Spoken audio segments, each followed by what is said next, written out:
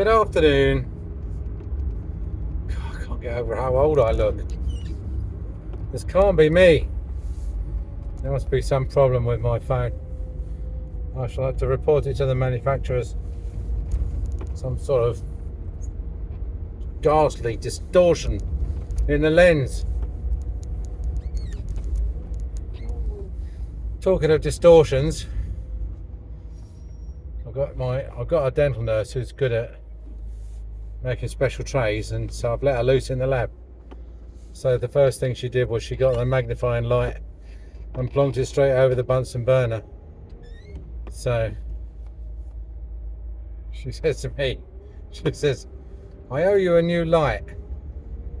I said, "Actually, that's not what you owe me." I said, "You owe me a duty of care." you owe me enough attention to not set things on fire when you're in the lab. That's what I want from you. The light's nothing, is it really? But having a careless employee let loose in a lab where there's explosive gas and flame and water, electricity all in the same place, it can be a bit worrying. Anyway, it's nice to talk to you. Funnily enough, I've literally just uploaded, or it's uploading now, the post-election video. I had a lot of trouble with that because I forgot to turn this camera on, and this is the one that does all the really clever sound processing and gives you the crystal clear audio that you expect these days from an angry video. So had to get all the audio from half the 7 minutes worth of audio. So I've actually deleted from the recording what I said when I realised I'd forgot to turn the camera on, and I had to remember that in the middle of it was me expressing my disappointment that I'd forgotten to turn the camera on in words of one syllable. So I've had to say deleted all that. Sorry. Anyway, that's not the point. So what are you rabbiting about, angry? That you've already done 2 minutes 45 seconds and you've not said a sodding thing. Well, what I want to do is just give you an update on my small claim, because you remember, for those of you who didn't see the video, I had a patient who made an appointment and then cancelled at the last minute because he was sick. He cancelled after the deadline, and the rules state that if you cancel before the deadline, then any inconvenience we will tolerate, and we'll eat the cost. However, the rules do state that if you cancel after the deadline, then for any reason, then the risk is yours. It's you has to eat the cost. Look at that weather, look. I'd love to go flying today, but you just can't. Look, you can literally just see the rain falling out of the sky, can't you? Over the airfield. Nice over the estuary, but not so nice over the middle of Kent. Anyway, the next phase was he then, so he didn't get his 78 quid back, so then he issued a chargeback. And Visa, MasterCard I think it was, gave him his 78 quid back, which I was really annoyed about, because they said that we hadn't provided the checkup, whereas in fact, under our terms, we'd provided the service that he'd requested, and he hadn't come in because he was sick, which wasn't our fault. So anyway, I decided that I had three options: do nothing, because it's very rare, to take him to the small claims court for the money, in which case then if we lost that, then we would have to rewrite the contract in a way that the court would accept, or if we won, then we wouldn't need to rewrite the contract. Or I could have just rewritten the contract. I could have just said, look, we've had a chargeback on this. It's not been tested in court, but anyway, you know all this. So we'd had a chargeback, so I issued a small claim. And sure enough, this small claim, it came up pretty damn quick. Cost you 35 quid, by the way. And it was 78, so it came to 137 or whatever. and he we went to arbitration, and the arbitrator was a nice guy, obviously designed to be friendly to both sides. I was worried that he was going to say, look, why don't you split it 50-50? Because on the basis that the for an arbitration to be successful, both sides have to be equally pissed off. So, oh, hello. But and in fact what happened was, when we came to arbitration, it's all done on the phone now. So what happens, it's a very brief summary. Then he talks to the other guy, and then he talks to you, then he talks to them. They do never on the phone together. And he came back to me first. He said, Mr. So-and-so, he recognises he owes you some money, and and his wife said you're a good dentist and everything. They quite like you as a dentist, but what about splitting it 50-50? So instead of paying the 78, pay 39. So I said, look, my problem is this.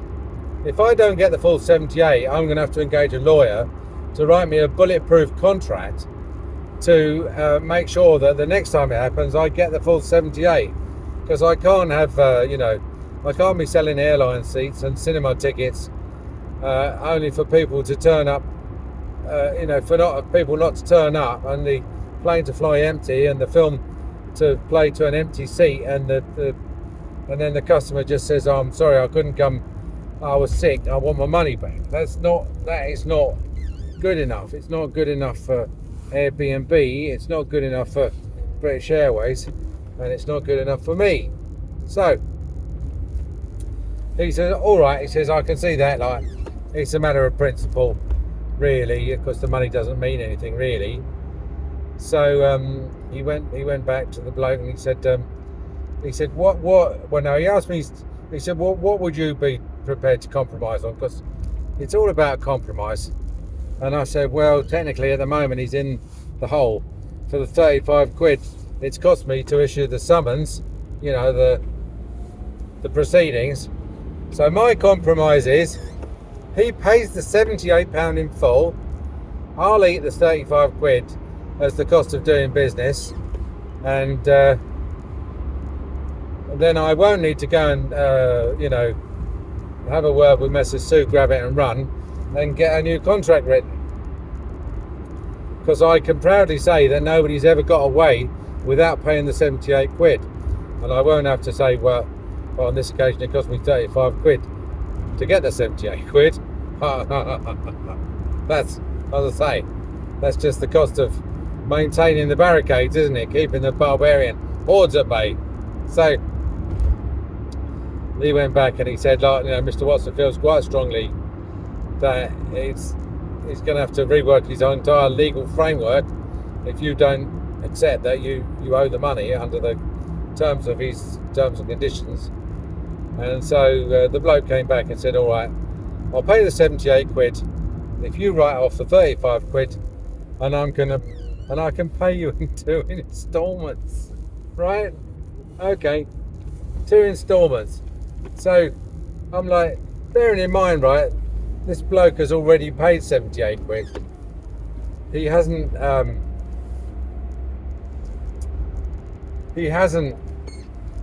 had any trouble finding 78 quid in the past. Now all of a sudden he's pressing lint. So I just said, look, how petty? I mean, how petty is that? He's either fallen on hard times or he's just being petty. Well, I don't know. I said, all right then, if he pays the 78 quid, we'll write off the 35. He can pay it in 2 installments, the end of this month, end of next month, and that's, fair enough. Now it may be that, and I don't wish to sneer at him or any of the patients, and I can understand that people do need to pay £78 in 2 installments. I quite understand that. So that's why I said I'm not going to argue with him on whether or not he can afford the what's it.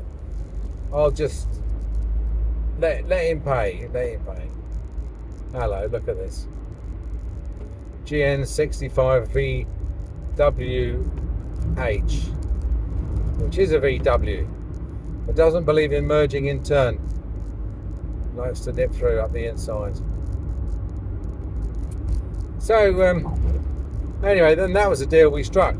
Now the other aspect of it was that he put 2 snotty 1-star reviews on Google, which we were quite sort of circumstantially quite sure that he'd done, because he put one on after we appealed the chargeback, and he put a very similar one, almost the same wording on when we issued the county court summons. And he had actually promised me, he was foolish enough to promise me on the phone that he was going to institute a campaign of against us on the social media. So it was much to my surprise when he immediately, as part of his offer, he said his first offer was to pay half and he would take the 2 reviews down. Now at that point we didn't even know that we couldn't prove, let's put it that way, we couldn't prove that the 2 reviews were his anyway. Let me just, there you go. Whoa. Oh, tell me there's another car down there. There seem to be dumping cars down that bit of land there. I thought they'd crashed. Anyway, so what he did was he took one of the reviews down, and then I had to send him a message saying, look, it was part of the court order that you take down them both, and you only done one and not the other one. And so he took that other one down, which he would have had to have probably, I don't know, dug up the old username and password for the fake Google account he had to set up to do it. And then the last, what was the last straw? Oh yeah, it said in the court order that I had to supply the details of my bank account. And then he wrote back and said he wasn't going to pay it by bank transfer, he was going to put it on his credit card. And I'm like, oh my God, no, we've been here before.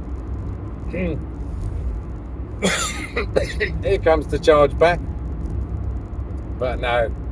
So anyway, give him his due. He paid his 39 quid. He took the second review down, and now I think at the end of this month we're going to get another 39 quid off him, and obviously he'd be finding himself a new dentist, and so would his wife, because his wife was quite nice, but it's very difficult. I don't know. What do you do, right, when you've got a family of partners where one of them is nice, and one is the first one to come, and then sends along her partner or his partner, and the partner is an arsehole and misbehaves or doesn't pay their bill or is a racist or just generally not the sort of person you want. I mean, do you carry on seeing the first person and say, look, I'm sorry, you're lovely, but your husband's as much as about so much, there's no chance of him ever coming in, or perhaps she just won't come back because she's so embarrassed about how it's all worked out, because he's had to pay the money anyway, and he's cost us 35 quid, and he's shown himself to be a bit of a dick by writing the 2 reviews. So if I was her, I'd be a bit embarrassed to say I introduced him, or he's my partner. So perhaps she won't come back, I don't know. We might not need to. It seems a bit hard to sling her out as well, but on the other hand, it is very difficult for us, because then if you get her in, then what are you going to do? You're going to say, well, I'm sorry about all that, with your partner and that, or you just not mention it and just like pretend. That's the British way, which just pretend it never happened, just, oh, really didn't realise that was your partner. It's like that joke, isn't it, about the 2 Englishmen that got stranded on a desert island but didn't talk to each other for 20 years because they hadn't been introduced. So so I suppose that's the end of that, really. And I can say for a fact that, you know, the contract is airtight enough to have forced him to pay, even though he got what he thought was a victory. Obviously, when MasterCard refunded his money, he was, like I said, he was doing the dance around doing the dance around the totem pole after that victory. And then, sure enough, along comes the courts and tells him the contract is a contract. So, oh God, if I was Prime Minister, the first thing I'd do is bring in a law that said you're not allowed to drive a vehicle down a road which is not at least twice the width of your vehicle. Because two of those lorries, this is why all the curbs are all chewed up, two of those lorries meet each other, then what are they doing?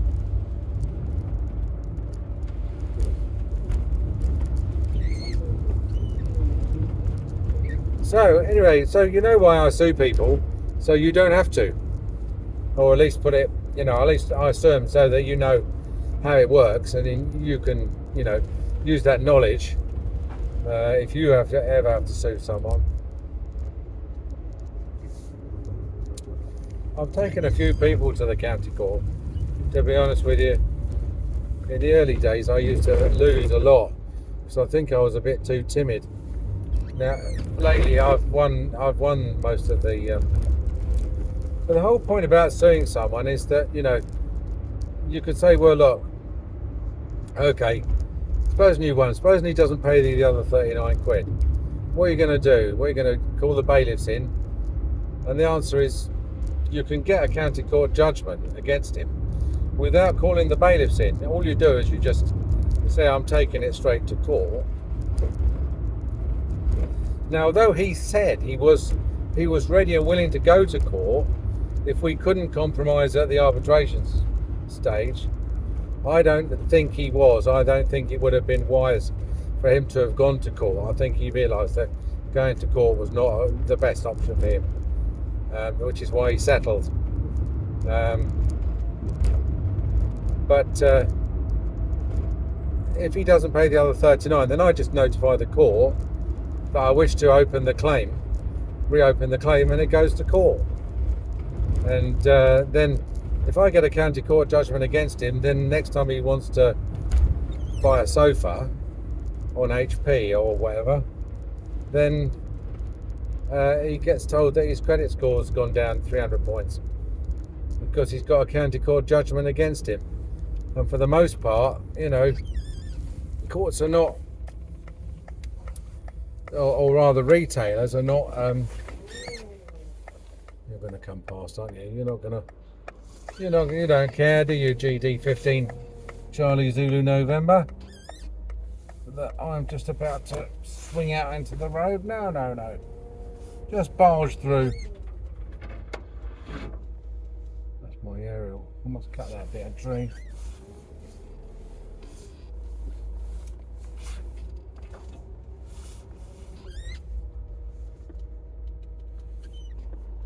But no, I urge you to use the small claim court. It's, you know, you only got, I mean, the worst you can do is lose 35 quid. Because you don't, even if he hires a KC to argue his case, they don't get any legal fees. So you've got nothing to lose, really, apart from your 35 quid. Anyway, I thought I'd let you know. So there you go, right? You don't have to thank me, you don't have to pay me. Home sweet home. Told you so. Bye.